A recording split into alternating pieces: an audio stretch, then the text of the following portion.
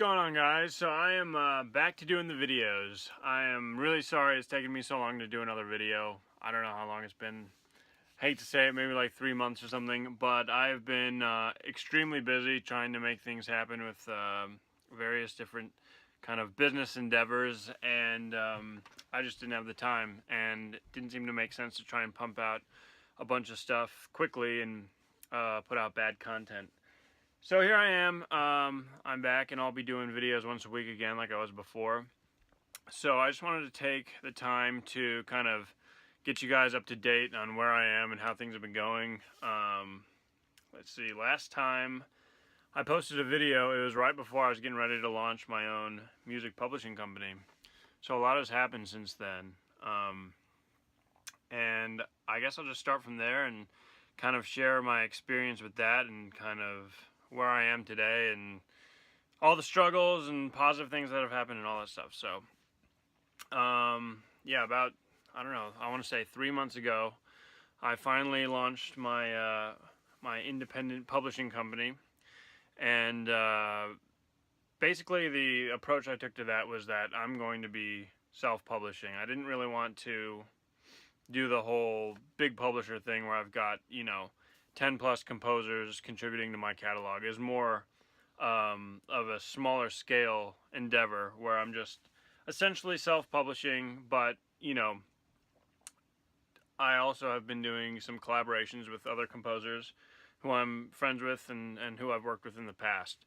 So collaborations are great, but I did not want to have a bunch of people working for me, at least for the beginning. And so because of that, I've only been able to get a certain amount of work done in a certain amount of time. So I didn't want to do a very hard launch. And what I mean by that is I didn't go and try and market my company to every single, music production house, or not music production house, trailer editing house and music supervisor and all that stuff. And I didn't do, a really hard push in the marketing. I kind of slowly have been easing into it. And part of the reason is because I just don't have that much content in my catalog, at least as of, the first 3 months of my company. And so I don't really want to push something really hard for them to say, that's awesome, that sounds great, but you've got, 10 tracks in your catalog. You can hardly call yourself a, music library. So what I did is I just reached out to a handful of the bigger ones, and I sent off some emails, and I've heard back from a few, not nearly as many as I was hoping, but I heard back from a select few, and they had some very positive comments, and things are going well as far as building those connections.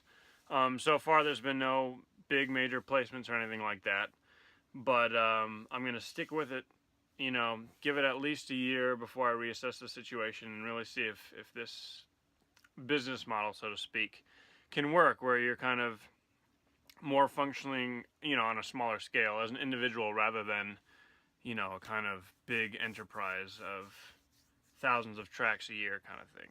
So we shall see. But I just wanted to, get into that a little bit, because something I've realized in the past few months is that, there are kind of two sides to my perspective on the whole thing. There's like a business side of me who sees things purely from a money-making standpoint and trying to expand and grow a business. And then there's another side of me that's more artistically motivated and has all sorts of issues and whatever neuroses, whatever you want to call them. And I have found that the two of those sides of me conflict a lot, because if you were to think about it from a purely business perspective, the model that I've kind of put out there isn't exactly the best business plan. I mean, I'm competing against libraries that have, 10, 20, 30, 100 composers, and they're able to put out quite a lot of content in a year. And compared to me, who's putting out, these smaller releases, 5, 10 tracks every quarter or something like that, it's hard to keep up. So the business side of me is like, you know, you need to expand.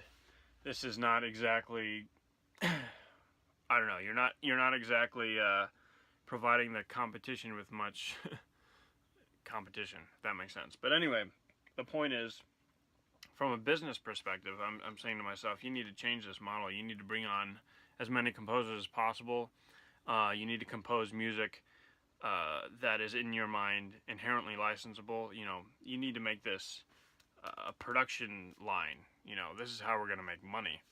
And then there's the other side of me that's like, you know what, I'm not trying to trash talk trailer music in general. I enjoy trailer music, but there's a part of me that's like, you know, I'm not really interested in composing that kind of stuff exactly, especially all the time. And as a composer, money has never been the first motivating factor in the music I write. So writing stuff that I, you know, don't necessarily feel inspired to write just to make money can be a big conflict for me. And so that's something that I've been struggling with this whole company is like, you know, what if I just want to write a filmic piece of music? And that's where my artistic side is. I feel drawn to this kind of dense harmonic melodic stuff, and that's what I feel like writing for the next 6 months. But hold on, that's not going to license, so what are you doing? So you're just going to put out some stuff that's clearly not licensable. But yeah, anyway, you guys get the point.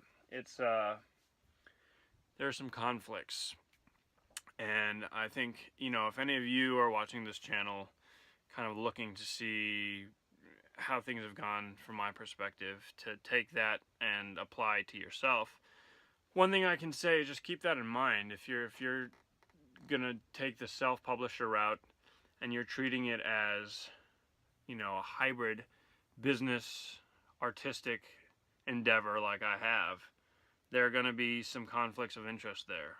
Perhaps. I mean, depends on what you like to write. If you really like writing the hard-hitting sound design stuff that gets licensed all the time and that's inspiring to you, maybe there won't be a conflict of interest and you can get those done quickly and all that stuff.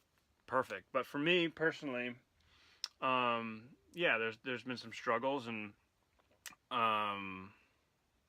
you know, I feel like I'm still at a place where I've nowhere near figured it all out musically. You know, I'm still learning all the time and experimenting and going off in different areas musically. And, you know, I don't feel like I'm at the point where I can just put stuff out really efficiently like a production line. Like, I can't say I can get out a piece of music every 2 days that I feel is good, for example.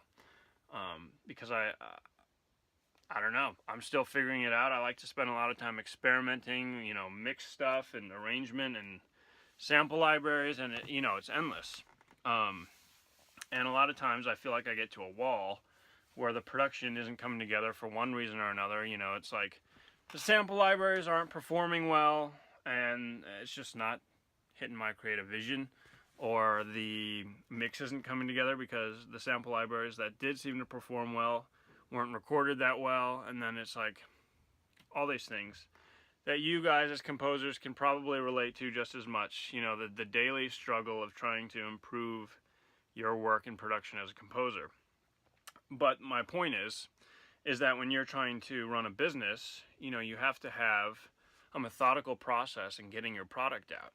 You know, you have to be able to provide a lot of product for the people who are going to be buying it. Otherwise, you know, you get 5 tracks done a year, maybe it'll do well, but maybe not. So that is another thing that I've just found to be quite difficult.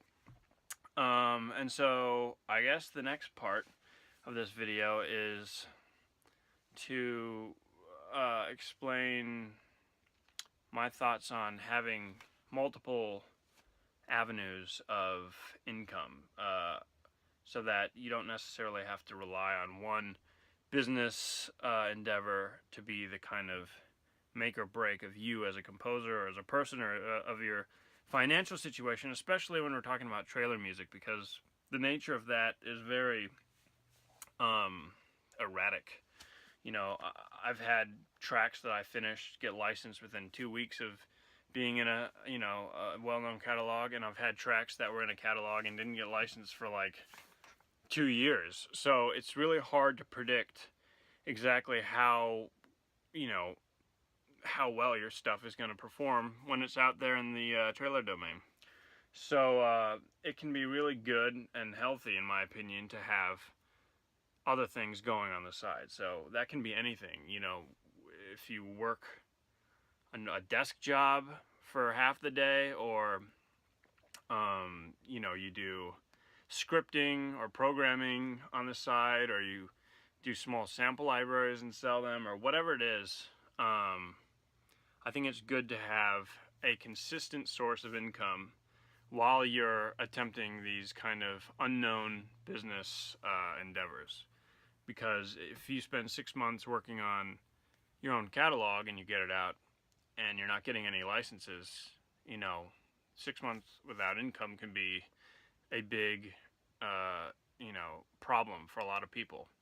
You know, we have overheads and bills to pay, and a lot of you have kids and all this stuff. So that's something to keep in mind. And back to the, you know, the trailers being kind of erratic. In hindsight, I wish I had had some sort of mechanism to actually try and get more information as far as how the consumers were perceiving my stuff. For example, I sent off links via Dropbox, and Dropbox doesn't tell you how many people actually download the link. So I have no idea how many of the people I sent my stuff off to actually listened to the music. So as far as I know, you know, 10 out of 100 actually downloaded it. But it would be helpful for me to know if 50 out of 100 downloaded it, but I only heard back from 10. Because that would imply, you know, these people are actually listening, or I need to totally readjust my marketing plan for getting the music out there so that they do listen. That kind of stuff. So keep that in mind if you're going to be going after your own, you know, music library. Try and do things in a way where you can learn each time, so that the next time around you can improve it. Otherwise, you're just shooting in the dark.